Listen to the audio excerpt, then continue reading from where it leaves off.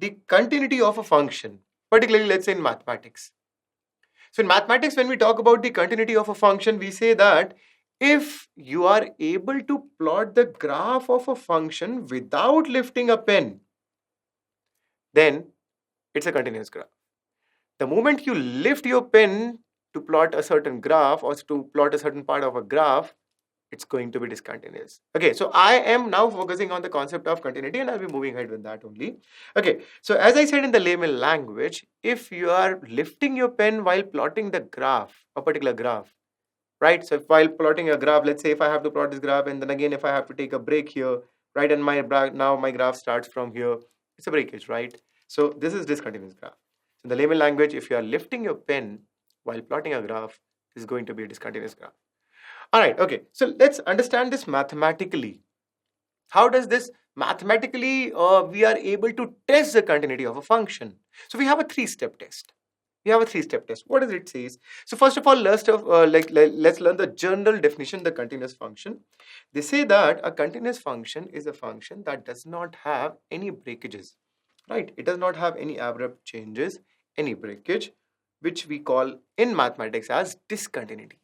So whenever we talk about now discontinuity, we are actually talking about the breakages in the graph or the abrupt changes in the graph. Understood this thing? Perfect? Okay.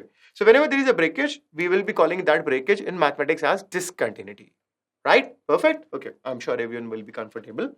Let's see a certain graph here. You'll be able to understand this. Now let's say if I have to plot this graph, this particular one, observe the screen. Okay, just eyes on the screen.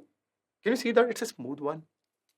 Right. So if I have to copy this, let's say if as a student you have to copy this graph, will you be lifting your pen while just plotting this part of the graph?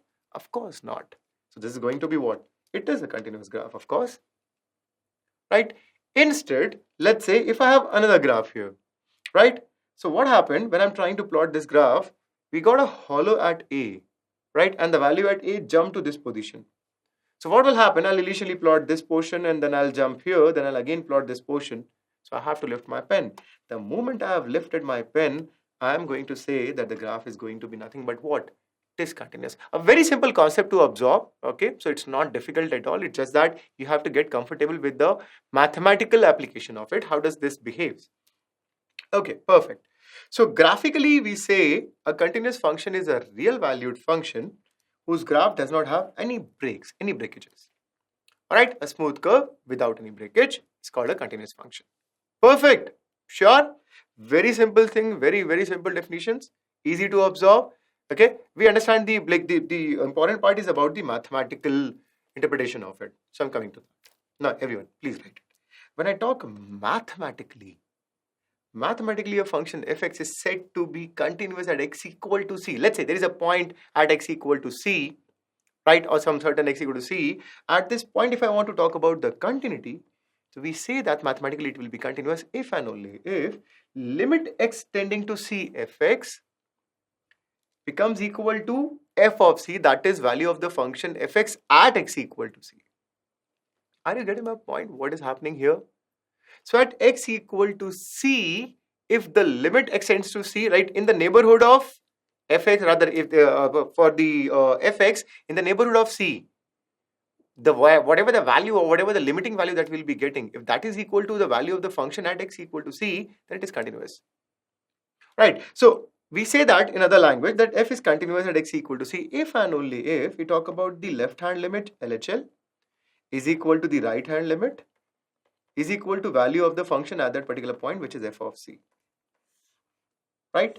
Very simple statement to understand. If you want to write it more mathematically, LHL will be something like limit x tending to c minus fx is equal to RHL will be limit x tending to c plus fx. That should become equal to f of c, other value of the function fx at x equal to c.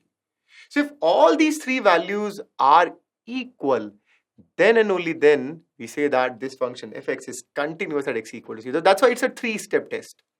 Right? You need to check out the left hand limit, you need to check out the right hand limit, and then you have to check out the value of the function at that particular point. The moment they are all equal, you instantly say that this function is going to be continuous at x equal to c. All right, very simple result. It's not at all difficult. It's very simple, right? You know like how to find out this limit, right? Now you just have to verify whether this limit is equal to value of the function at that point or not. If it is continuous. If not, it will not be continuous or it will be discontinuous. As simple as it sounds. Trust me, it's very, very simple. Okay, so let's quickly see the graph of it. So let's say this is what the situation is here. All right. Now, a random graph that I'm showing you. So this is how my graph looks like. At x equal to a, particularly when I talk about what is happening here, the left hand limit will be approaching to this value. The right hand limit will be approaching to this number. Clearly, we say that here the limit does not exist. So when limit is not even existing, that LHL not equal to RHL, how can I compare it with the value of the function at that point? There's no point in doing that. So the moment you say that the limit does not exist, you can immediately say that my graph is nothing but discontinuous at that point. Right? So the moment you verify the limit, that if the limit does not exist finitely on that point, that is LHL not equal to RHL, right? The moment you say that, you can instantly say that it is discontinuous. There is a point in, right? When LHL not equal to RHL, you cannot, what's the point in comparing with value of the function at that point, or f of a here, right? Okay, so you have to confirm with this, all the three values here, all the three steps. So it's a three-step test. Keep it in your mind. It's a three-step test. That's it. Check out the left-hand limit, check out the right-hand limit, and verify or rather check the value of the function at that point. If all the three are equal, then and only then the function fx is said to be continuous at that point. Let's see this graph quickly, the second one. So let's say this is how my graph is going. Can you see what is happening here?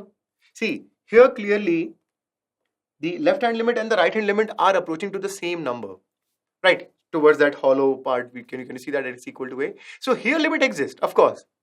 But when I talk about, is the value at x equal to a defined? No, not. So when it is not defined, can I say that it is continuous? Not at all. If I have to plot this graph, imagine if I have to plot this graph, what will I do? I'll start from here, then I'll be actually making a hollow circle here, right? Or in fact, particularly speaking, I'll be plotting the graph here, then there will be a breakage here, and then I'll be actually plotting the other part of the graph. I have lifted my pen. The moment I am lifting my pen, I will say that the graph is nothing but what? Discontinuous. Are you getting my point how we are actually moving ahead? So the limit should exist as well as the value of the function at that point must be defined. And here when I say that fx is not defined at x equal to, when it is not defined, this third step, we are not able to verify. What do you say? It's discontinuous. That's it. Don't think much about it. It's just that all the three should be there. If any one of them is not there, no, you can't say that this is going to be there. So in that case, it will be discontinuous. Perfect. Understood? The three step, LHL equal to RHL equal to value of the function at that point. Sorted. Now, so this was at the points where the graph was actually defined and on like in the left neighborhood as well as right neighborhood.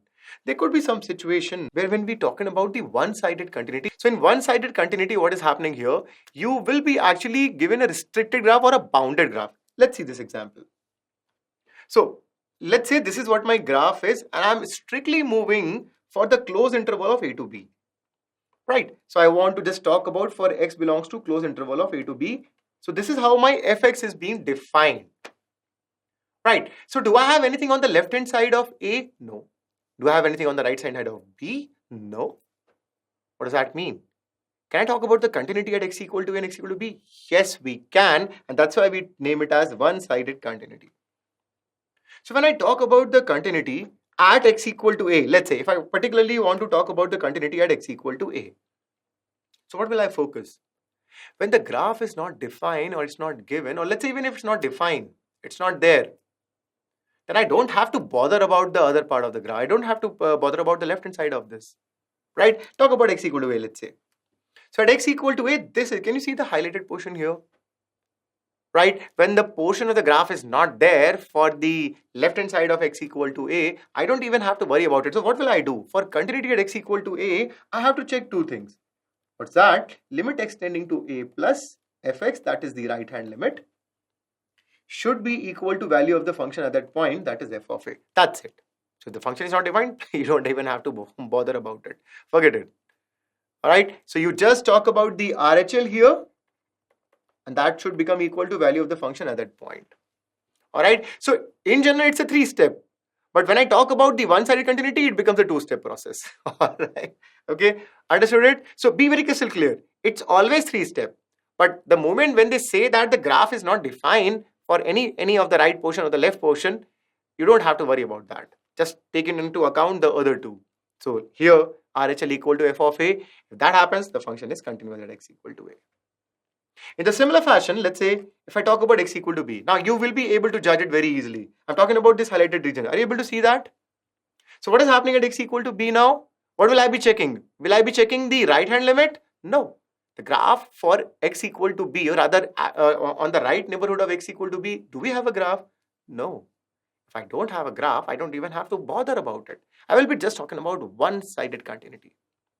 How will I do that? For that matter, I will be just talking about the left-hand limit, that is limit x tending to b minus fx. That should become equal to value of the function at that point, that is equal to f of b. So when this value, that LHL becomes is equal to f of b, we say that this is nothing but continuous at x equal to b.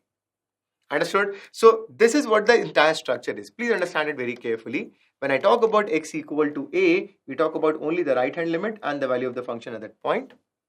Right? So we are talking about a plus and f of a. Then when we talk about x equal to b, we talk about the left hand limit. So we are talking about b minus and we are talking about f of b. That's it. Okay? As simple as it sounds. Crystal clear? Right? Very easy to observe, and I'm sure everyone must have understood what we have discussed here.